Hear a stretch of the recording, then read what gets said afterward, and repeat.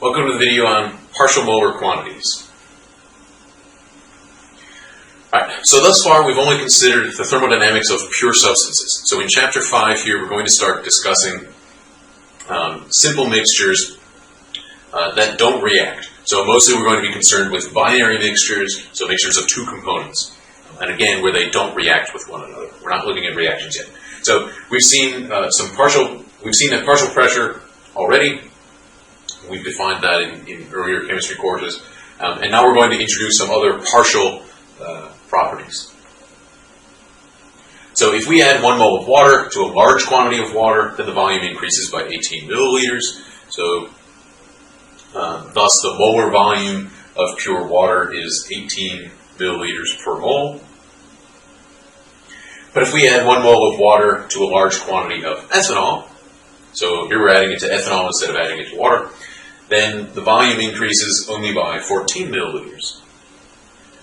So this seems a little strange at first, because if we add water to a large quantity of water, if we add 1 mole of water to a large quantity of water, we increase the volume by 18 milliliters. If we add it to ethanol, we're only increasing the volume by 14 milliliters. So why are we increasing the volume by less by adding it to a different substance? So this is because the network of hydrogen bonds that holds pure water molecules both together and apart, it doesn't form when the water molecules are surrounded by ethanol molecules. So if we have water surrounded by water molecules, that network of hydrogen bonds keeps the water molecules apart. And because it keeps the molecules in specific orientations, whereas when we have water surrounded by ethanol, now the water is in a matrix of ethanol instead of a matrix of water. And so now the water actually occupies less space in that ethanol matrix. So that brings us to this idea of partial molar volume. This is the change in volume per mole of a substance added to a large volume of the mixture. So we're not really changing the composition of the mixture, we're just adding that one substance, just to see how much does the volume change when we add that substance without affecting the concentration. That's why we have a large volume. So the partial molar volume varies with the composition of the mixture, and that's because the environment of the molecule changes with composition. So if we have mostly pure water, almost pure water, just a little bit of ethanol, adding water molecules in there, the environment around each water molecule is mostly water. If we have almost pure ethanol, the environment around the water molecules that we're adding is mostly ethanol. And so we have a diagram that looks something like this. So here we have the partial molar volume of water on the y-axis and the mole fraction of ethanol on the x-axis. So note that over here we're at 0 mole fraction of ethanol, which means we have a mole fraction of 1 for water. It's pure water on this side, and it's pure ethanol on that side. And so note that, and then also on this axis, we have the partial molar volume of ethanol. And so ethanol is this red curve, and the water is the blue curve. So note that for water, when we have pure water, as we add water to our pure water, we're increasing the volume by 18 milliliters. If we add the water to pure ethanol, we're increasing the volume by only about 14 milliliters. And somewhere in between, it's in between. Now note that there's this maximum here. And for ethanol, the partial molar volume of ethanol, it's 58 milliliters if we add the ethanol to pure ethanol. And it drops down to this minimum at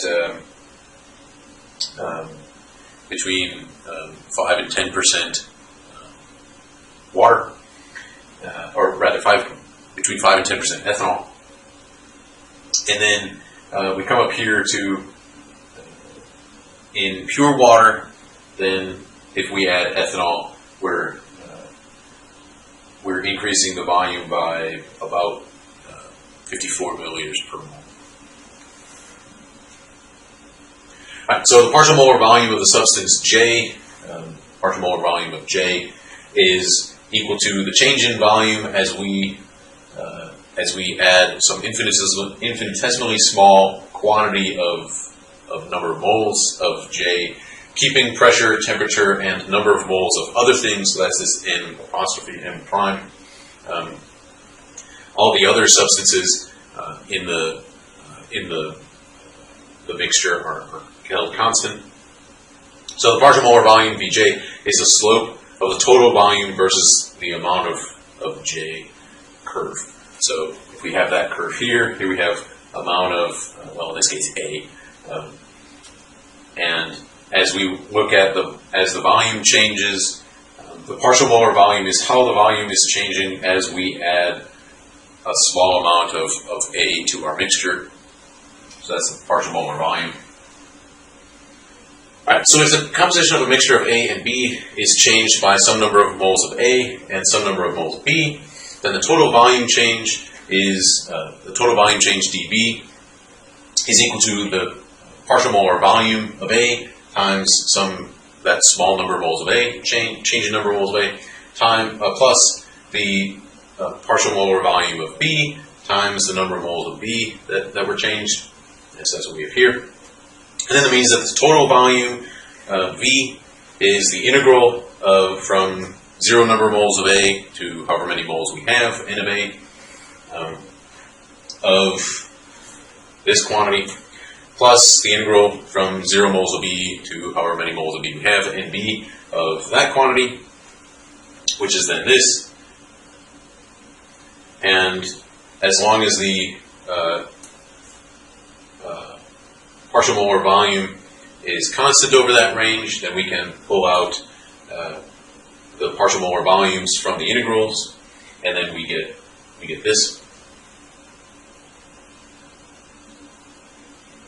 And so because the volume is a state function, the total volume is independent of how the solution was prepared. It doesn't matter whether we added A to B or B to A, or if we added half the number of moles of A to B, or whatever. It doesn't matter how we do it.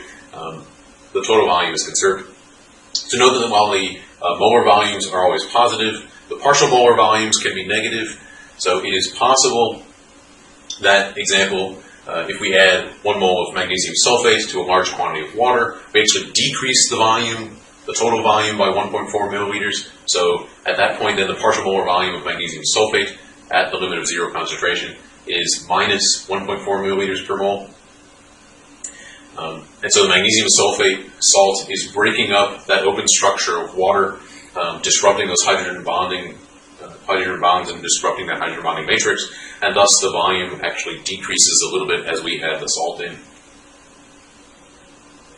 So now let's look at the partial molar Gibbs energy. We can extend the concept of a partial molar quantity to any extensive state function. So for a substance in a mixture, then the chemical potential, mu J, is defined as the partial molar Gibbs energy. So the chemical potential of substance J is the change in Gibbs energy as we change the number of moles of J, keeping pressure, temperature, and number of moles of other substances constant. So if we keep the chemical potential, or rather the chemical potential is the slope of the plot of Gibbs energy versus the amount of the component, with temperature, pressure, and amounts of other components constant. So if we plot that here, then the slope is the slope of Gibbs energy versus amount of A. That's the partial molar Gibbs energy. So for a pure substance, then the Gibbs energy is equal to the number of moles of J times partial molar Gibbs energy of J, and then the chemical potential of J is equal to the partial molar Gibbs energy of J.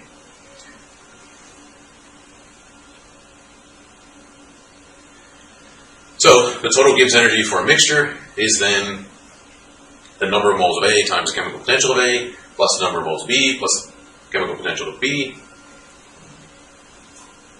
at that composition for that mixture. So the chemical potential depends on the composition of the mixture, the temperature, and the pressure. So some change in Gibbs energy, where we we have dG is equal to VdP minus SdT. That now becomes dG equals VdP minus SdT plus mu A dNA plus mu B dNB plus however many other components we have to the mixture. Alright, so that's what we have up here. And so now this equation is called the fundamental equation of chemical thermodynamics.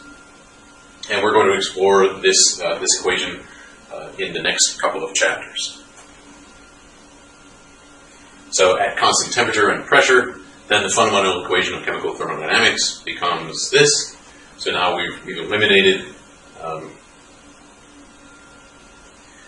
constant pressure and temperature, these guys are zero, so we just are left with the chemical potentials of our components. And in section 3.5e, we saw that at constant temperature and pressure, then the change in Gibbs energy was equal to some infinitesimally small amount of work, additional work that's done, and that's the maximum amount of additional work. So additional means not expansion work. And thus we can say that the maximum non-expansion work is equal to the chemical potential of A times the change in number of moles of A plus the chemical potential of B times the change in number of moles of B, and so on. So that means that the non-expansion work may arise from changing the composition of a mixture. And so in an electrochemical cell, as the reaction proceeds, the chemical potentials of each half cell will change as the composition of each half cell changes. So the chemical potential does more than just show how the Gibbs energy changes with composition. So because G is equal to U plus PV minus TS, right? This is our definition. Thus we can rearrange this to get U equals minus PV plus TS plus G. And we can then write a general infinitesimal change in internal energy U for some system with variable composition. We now get this. And now we can replace dG with this stuff in parentheses. And now note that we have a VdP here and a minus VdP there.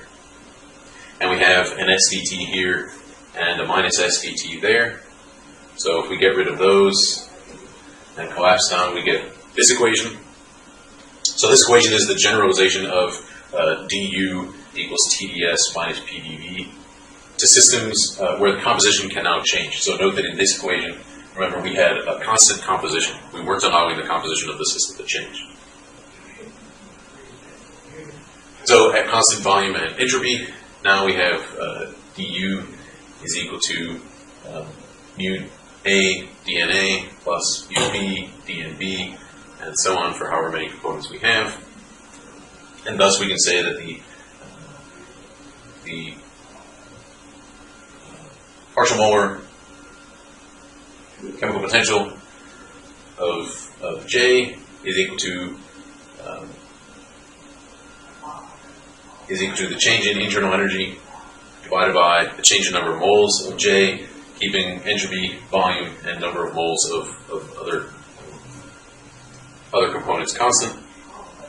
So the chemical potential not only shows how the Gibbs energy changes with composition, so with pressure, temperature, and number of moles of other components constant, but how the internal energy changes with entropy, volume, and number of moles of other components constant. Okay, so we can derive similar relationships for enthalpy and Helmholtz energy. So we get these guys. Now I'm not going to go through the derivation, that's in the textbook. So we now see that all the extensive properties, Gibbs energy, internal energy, enthalpy, and Helmholtz energy, all depend on the composition, and this is why the chemical potential is so important to chemistry, because the chemical potential is influencing all of these variables. So recall that the total Gibbs energy of a binary mixture can be given by this equation. And that means that the chemical potential depends upon the composition of the mixture. So when the composition changes infinitesimally, we can then expect the change in Gibbs energy of a binary system to be this. So the change in Gibbs energy is equal to the chemical potential of A times the infinitesimally small change in number of moles of A plus the chemical potential of B times the infinitesimally small change in moles of B plus the number of moles of A times the change in chemical potential of A plus the number of moles of B times the change in chemical potential of B. But remember that we've already seen that at constant temperature and pressure, dG is equal to this. And since Gibbs energy is a state function, then these two equations must be equal at constant temperature and pressure. So then we have that first equation is equal to the second equation, which means that this stuff, which is the only difference from the left side to the right side, that stuff has to be equal to 0. And so note that this is a special case for a binary mixture of what's called the Gibbs-Duhem equation. So that's the sum over all compounds of the number of moles of the compound times the change in chemical potential for that compound has to be equal to 0. So that sum is equal to 0. So the chemical potential of one component of a mixture can't change independently of the chemical potentials of the other components. So if one of them goes up, the other ones have to go down, or at least one of the other ones has to go down. So for a binary mixture, if one partial molar quantity increases, then the other must decrease, with the changes related by this. So the change in chemical potential of B has to be equal to minus number of moles of A divided by the number of moles of B times the change in chemical potential of A. So let's look again at the partial molar volumes of ethanol and water. So as the partial molar volume of ethanol drops, the partial molar volume of water has to increase. So if we look, partial molar volume of ethanol is dropping, partial molar volume of water has to increase. And it's increasing by the ratio between the two between the number of moles of each one. So down here at this end, the change in partial molar volume of ethanol is very large because the mole fraction of ethanol is very small, and the mole fraction of water is very large. So the change in the partial molar volume of water is very small. And over on the other end, where we have the change in partial molar volume of ethanol is very small because now we're at mostly ethanol.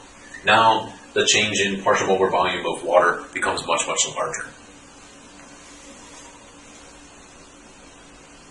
So a small change in partial molar volume of ethanol at a high mole fraction of ethanol leads to a large change in partial molar volume of water, whereas at low mole fraction of ethanol, it takes a much larger change in partial molar volume of ethanol to change the partial molar volume of water by the same amount. So now we can use the partial molar volume of one component of the mixture to calculate the partial molar volume of the second component of the mixture. We don't have to know both of them anymore. So that's partial molar quantities.